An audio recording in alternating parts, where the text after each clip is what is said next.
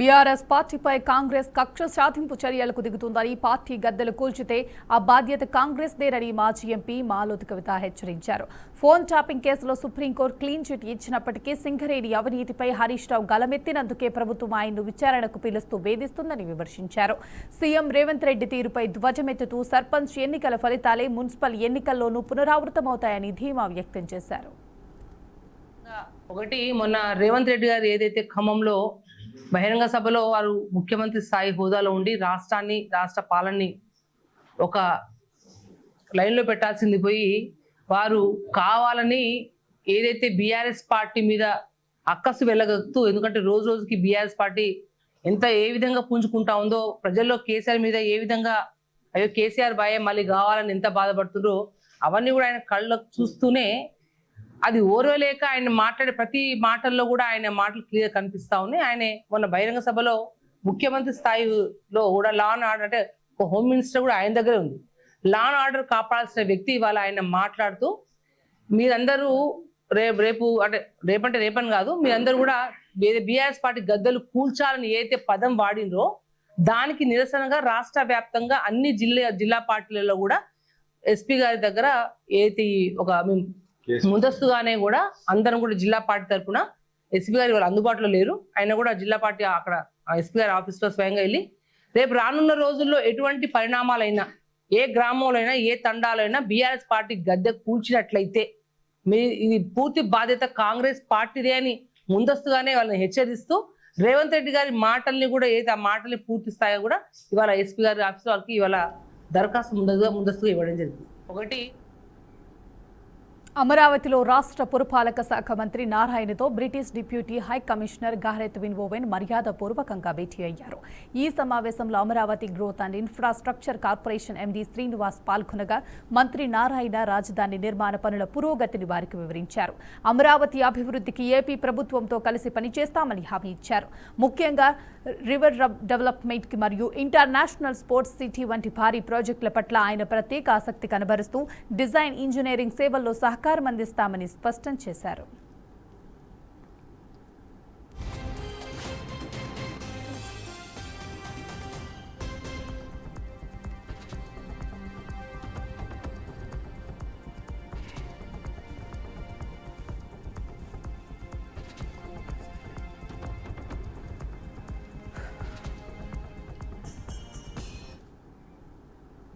Naini black లో ఏం జరిగిందో తెలంగాణ ప్రజలకు తెలియాలన్నారు బీజేపీ చీఫ్ రామచంద్రరావు.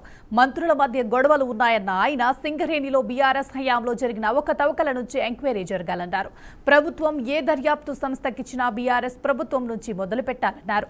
టెండర్లు ఎవరికి ఇచ్చారు, ఎందుకు క్యాన్సిల్ చేశారు అని బయట పెట్టాలని డిమాండ్ చేశారు. అప్పులు తీసుకొచ్చి ఇస్తున్నారు మీరు, మరి దాన్ని పెట్టినటువంటి 40 కోట్లు 50,000 కోట్లు దాంతో ఇక్కడ ఉన్నటువంటి కార్మికులు ఏం లాభం చేస్తున్నారు?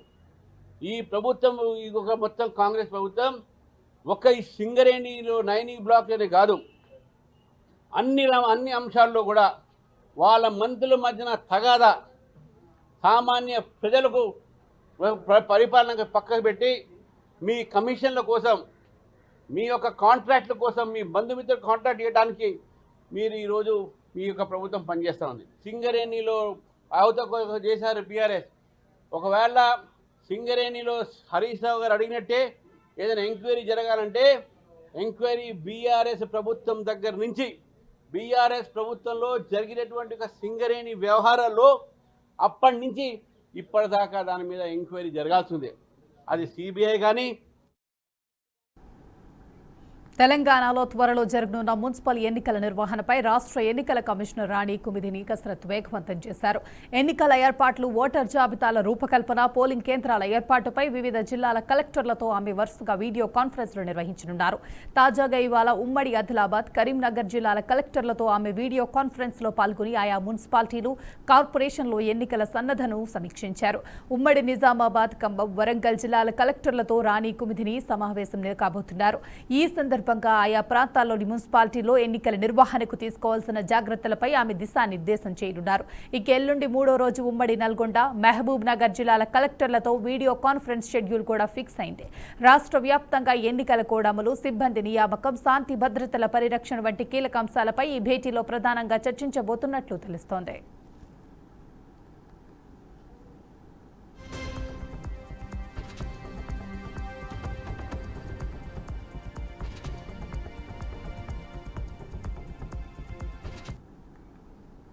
ఏపీలో సంచలనం రేపిన కల్తీ మద్యం కేసులో జోగి సోదరులకు కొంత ఊరట లభించింది. జోగి రమేష్, జోగి రామును విజయవాడ కోర్టులో అధికారులు మంగళవారం హాజరుపరిచారు. వారి బెయిల్ పిటిషన్ హైకోర్టు విచారణ జరిపింది. ఈ క్రమంలో జోగి రమేష్, జోగి రామ్కు బెయిల్ను మంజూరు చేసింది.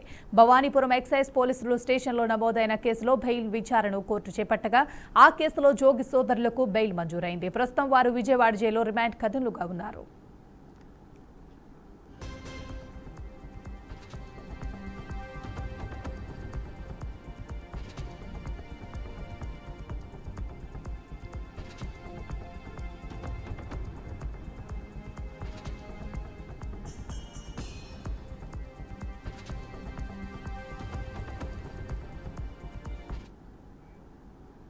అనకాపల్లి జిల్లా పెదమదినంలో ప్రభుత్వ భూముల్లో అకేసియా మొక్కల నరికివేత విషయంలో టీడీపీ, జనసేన వర్గాల మధ్య ఘర్షణ చోటు చేసుకుంది.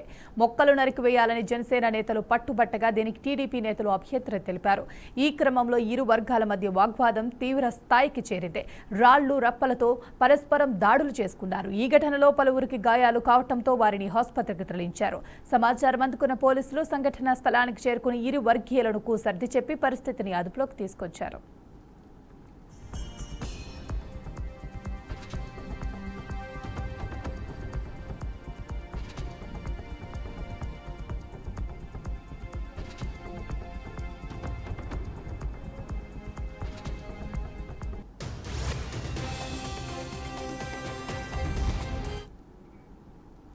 వివేక హత్య కేసులో సునీత దాఖలు చేసిన పిటిషన్పై సుప్రీంకోర్టులో విచారణ జరిగింది.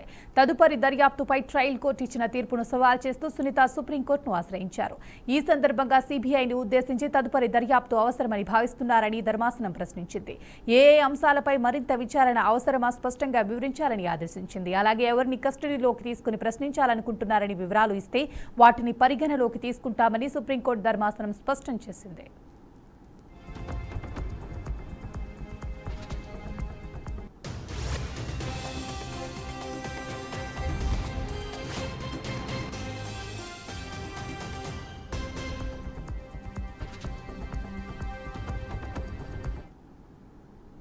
బీజేపీ నూతన జాతీయ అధ్యక్షుడిగా సీనియర్ నేత నితిన్ నవీన్ బాధ్యతలు స్వీకరించారు. ఇప్పటి వరకు ఆ పదవిలో ఉన్న నడ్డా స్థానంలో ఆయనను పార్టీ నియమించింది. క్షేత్రస్థాయి నుంచి జాతీయ స్థాయి వరకు సాగిన విస్తృత అంతర్గత ఎంపిక ప్రక్రియ అనంతరం ఈ నిర్ణయం తీసుకున్నట్లు పార్టీ వర్గాలు తెలిపాయి. 45 ఏళ్ల నితిన్ నవీన్ కు పార్టీ పగ్గాలు అప్పగించడం రాబోయే ఎన్నికల వ్యూహంలో కీలక అడుగుగా రాజకీయ వర్గాలు విశ్లేషిస్తున్నాయి.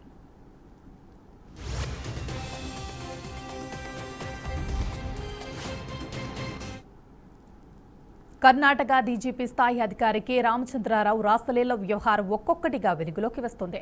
తన ఆఫీసులోనే పోలీస్ డ్రెస్లో మహిళలతో రామచంద్రరావు సరసాలాడిన వీడియోలు బహిర్గతం కావడంతో దేశవ్యాప్తంగా తీవ్ర దుమారం రేపుతోంది. ఈ వీడియోలు వైరల్ అవడంతో కొన్ని గంటల్లోనే ఓ మహిళతో ఫోన్లో నరసంగా మాట్లాడిన ఆడియో క్లిప్ వెలుగులోకి వచ్చింది. ఈ ఆడియో క్లిప్ కూడా రామచంద్రరావుదేనని సోషల్ మీడియాలో జోరుగా ప్రచారం కూడా జరుగుతోంది. ఇందులో సదరు మహిళతో రామచంద్రరావు అత్యంత చనువుగా మాట్లాడారు. ఈ ఆడియో ఇప్పుడు కర్ణాటకలో ప్రకంపనలు రేపుతోంది. కాగా రామచంద్రరావుపై కర్ణాటక సర్కార్ సీరియస్ అయింది. ఆయనను సర్వీస్ నుంచి తొలగిస్తూ ఉత్తర్వులు కూడా జారీ చేసింది. మరోవైపు తనపై కుట్ర జరుగుతుందని రామచంద్రరావు అంటున్నారు. వీడియోలు తనవి కావని, అదంతా ఏఐ వీడియో వ్యవహారమని అంటున్నారు. Hello hello hi good morning good morning sir. ಏನು ಇಷ್ಟೊತ್ತು ಎಷ್ಟು ಕಾಲ್ ಮಾಡಿದೆ ನಾನು ನಿಮಗೆ? ನಾನೇನ್ ಮಾಡ್ಲಿ, ಬೆಳಿಗ್ಗೆ 7:00 ಜಿಮ್ ಹೋಗಿದ್ದೀನಿ, ಈಗ ಜಸ್ಟ್ ಬಂದಿದ್ದೀನಿ. ನೋಡಪ್ಪ. ಜಿಮ್ ಅಲ್ಲಿ ಮೊಬೈಲ್ ಅಟೆಂಡ್ ಮಾಡಲ್ಲ ನಾನು. ಬ್ಯಾಗ್ ಅಲ್ಲಿ ಇಡ್ತೀನಿ, ಸೈಲೆಂಟ್ ಅಲ್ಲಿ, ಗೊತ್ತಾಗಲ್ಲ. ಎಷ್ಟು ಕಾಲ್ ಮಾಡ್ತಾ ಇದ್ದೆ, ನಿಮ್ ಮಿಸ್ ಮಾಡ್ಕೋತಾ ಇದ್ದೆ. ಪ್ರಾಮಿಸ್ ನೀವೇನ್ ಮಿಸ್ ಮಾಡ್ಕೊಳಲ್ಲ, ಏನಿಲ್ಲ. ಫ್ರೆಂಡ್ಸ್ ಸಿಕ್ಕಂದ್ರೆ ಆಯ್ತು. ರಾತ್ರಿ 1 o'clock ನಿದ್ದೆನೇ ಮಾಡಿಲ್ಲ.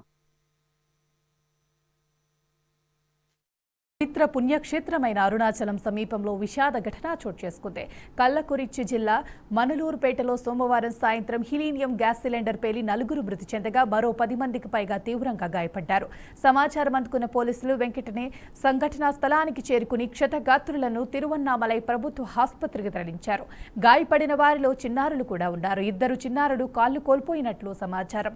మరో 6గురిని ఇంటెన్సివ్ కేర్ యూనిట్లో చికిత్స కోసం చేర్చినట్లు అధికార వర్గాలు వెల్లడించాయి.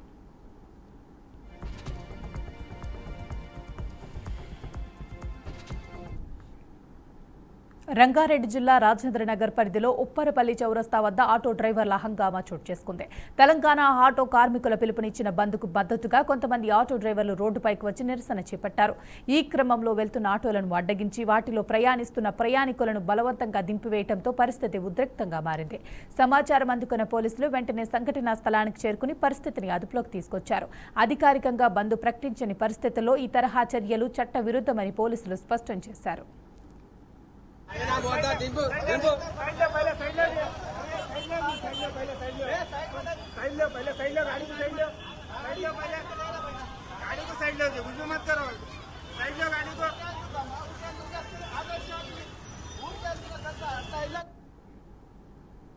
దేశీయ స్టాక్ మార్కెట్లు మంగళవారం భారీ నష్టాల్లో ముగిశాయి. సెన్సెక్స్ 1066 పాయింట్లు, నిఫ్టీ 353 పాయింట్లు నష్టపోయింది. దీంతో ఒక్క రోజులోనే 9 లక్షల ఇన్వెస్టర్ల సంపద ఆవిరైంది. మంగళవారం ఉదయం నుంచే ట్రేడింగ్ నష్టాల్లో ప్రారంభమైంది. ఉదయం 83,207.38 పాయింట్ల వద్ద ప్రారంభమైంది. సోమవారం ముగింపుతో పోలిస్తే దాదాపు 40 పాయింట్ల నష్టంతో సెన్సెక్స్ ప్రారంభమైంది. రోజంతా నష్టాల్లోనే కొనసాగి ఏ దశలోనూ కోలుకోలేకపోయింది. ఇంట్రాడేలో సెన్సెక్స్ ఒక దశలో 82,010.58 పాయింట్లను తాకింది. తర్వాత 1065.71 పాయింట్లు నష్టపోయి 82,180.47 వద్ద ముగిసింది. సెన్సెక్స్ దాదాపు 1.28% నష్టపోయింది. అలాగే నిఫ్టీ కూడా 353 పాయింట్లు నష్టంతో 25,232.50 వద్ద ముగిసింది. సెన్సెక్స్ 30 సూచీలో HDFC మాత్రమే లాభపడగా మిగతా ప్రధాన షేర్లు నష్టపోయాయి.